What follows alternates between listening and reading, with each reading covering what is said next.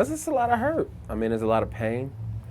You think about history of people unreconciling an issue of pain, struggle, frustration, even violence, and moral degradation, spiritual suppression, like to think that I'm not a human being, or to think that at one point in time I wasn't considered a human being, to only think that it's only been like 40 to 50 years removed to the point where my mom and my father could actually go to, or my grandparents could actually go to any school of their choice. Like, this is not that far away from us.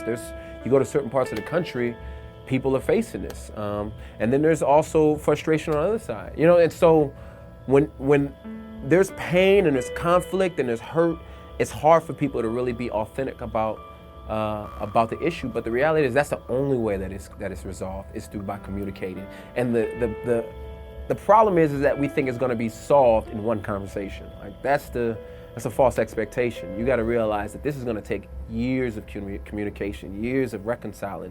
And the other thing is we can't go into it trying to do too much. I think when you think about missionaries, you know, a missionary goes to China, a missionary goes to a certain country in Africa or a certain country in South America, they understand hopefully they understand the culture before they go.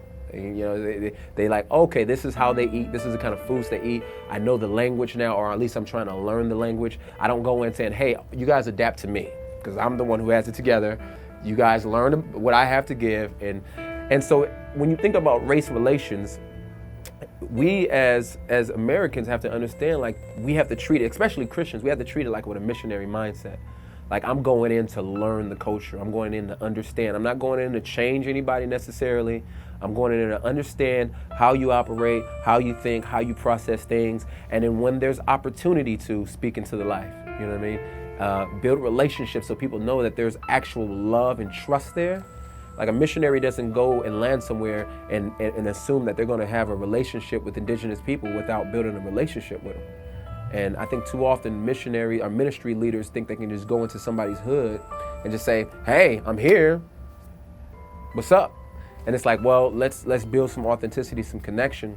And a lot of times people still, and if you want to go on the other end, a lot of people who've been on the bad side of the hurt and the pain hold on to it too tightly, and they don't want to let go. You know what I mean? They feel like it's some sort of like pride thing, like, you know what, no, I'll never ever release this hurt, this pain that I have. I mean, we all got parents, like, when you do something to your parents, I'm gonna remember this. And, you know, it's like, come on, like, eventually we gotta like reconcile this thing so that you don't hate me for the rest of my life, you know?